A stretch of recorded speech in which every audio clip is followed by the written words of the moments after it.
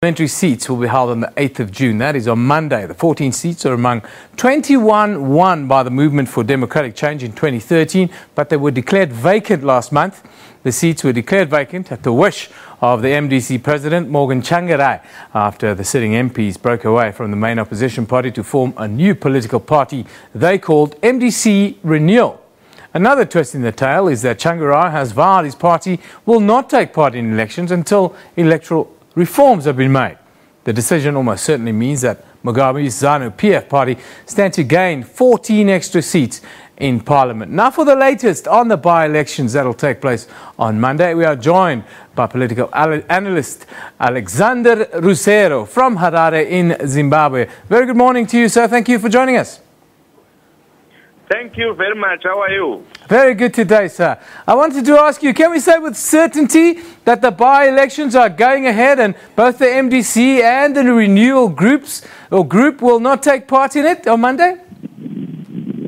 Yeah, sure. The by-elections are continuing without the MDC, both formations. But it's actually a paradox.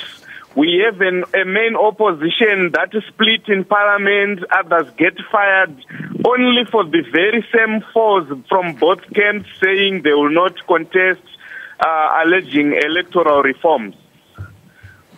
Is this an indictment of a state that the MDC is in? Is it a party that is at odds with its leadership in a way? That's why you see this kind of fallout? And what does that say about the future then of the MDC?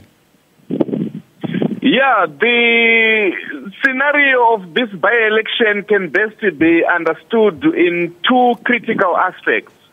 Firstly, we cannot rule out the need for electoral reform in Zimbabwe. We cannot rule out the fact that Zanu-PF over the past years, over the past months, has increasingly monopolized the political space in Zimbabwe. You look at the media, precisely the one that has got wide coverage, which also happens to be the one that is run, operated and controlled by the government. You look at the Zimbabwe Broadcasting Corporation, you look at the Herald, that is the main paper in Zimbabwe, and you barely see anything pertaining the opposition if such reportage will be positive.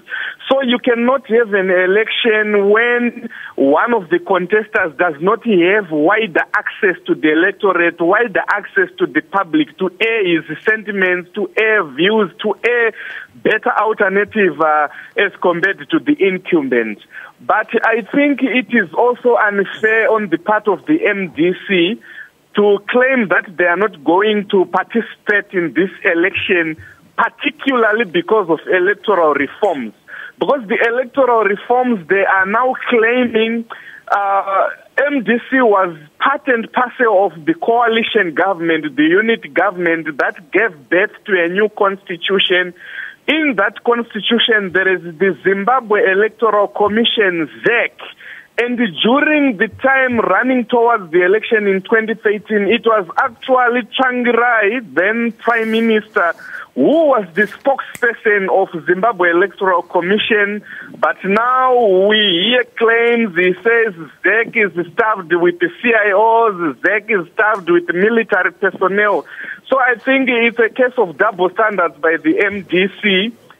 In as much as there is genuine need of electoral reform, but the whole idea is this election for the opposition was actually going to be a litmus test to gauge its credibility, to gauge its authenticity with the grassroots, with the electorate following its dismal defeat in 2013. So you don't negotiate outside in the 21st century political approach. You negotiate from within.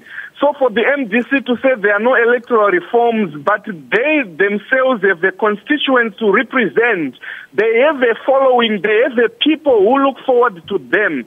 So I think it's not a good strategy, and they will live to regret this, because it's like giving Zanu-PF 21 seats on a silver platter. Alexander Rusero, I thank you for joining us today. That's political analyst Alexander Rusero giving us his views ahead of the by-elections there on Monday, June the 8th. It looks like Zanu-PF will just simply walk through with 21 new constituencies there.